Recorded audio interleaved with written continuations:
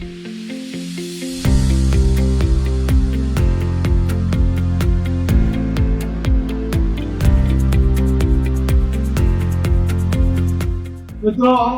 પાટીદાર હોવું એટલે જે કૃષિ ટકા છે એનું એક ઉત્તમ ઉદાહરણ એટલે સરદાર વલ્લભભાઈ પટેલ છે.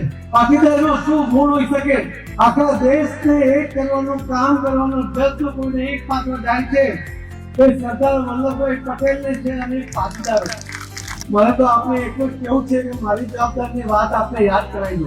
પાણીની જવાબદારી મળી છે, સૌરાષ્ટ્રને પાણીની કિંમત શું છે સમજાવવું ના પડે કે આપ સૌને પણ કેવું છે કે આપ સૌ પણ ખેડૂત છો, પાણીનું મહત્વ આપ સમજો છો અને એટલે જળ સંચય જન ભાગીદારીથી જન આંદોલનમાં પરિવર્તિત કરવા માટેનો માનનીય પ્રધાનમંત્રી શ્રી નરેન્દ્ર મોદી સાહેબના આહવાનને જે રીતે પ્રતિસાદ આખા દેશમાં મળ્યો, 10 મહિનાની અંદર લગભગ 35 લાખ જેટલા જળ સંચય માટેના સ્ટ્રક્ચર બન્યા, એમાં એક પણ રૂપિયો સરકારમાંથી ખર્ચ કરવામાં નથી આવ્યો, એ લોકોએ કર્યો.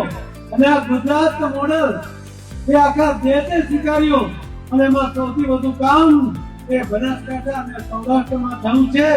એના માટે આપણે અભિનંદન આપું છું.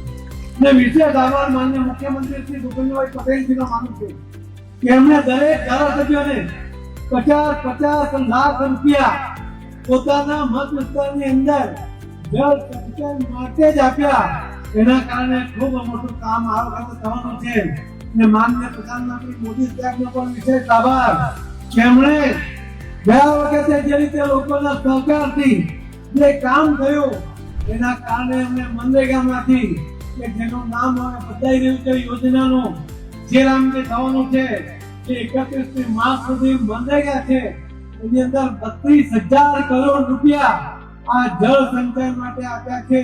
કે ગુજરાતના કલેક્ટરોને સૂચના આપજો કે 31 માર્ચ પહેલા પૈસા એમને મળેલા પૈસા કે જ્યાં લોકડાઉન છે એમાં મનરેગાના 65% પૈસા વાપરવાના છે, સેમી ઝોનમાં સેમી ક્રિટિકલ ઝોનમાં 40% પૈસા અને સામાન્ય જિલ્લાની અંદર 30% પૈસા મનરેગામાં વાપરવાના છે.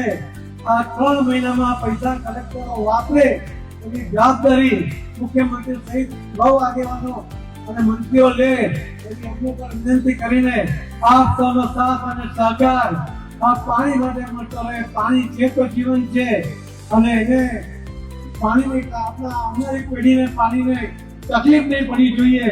એના માટે આપણે બધા કામે લાગીએ.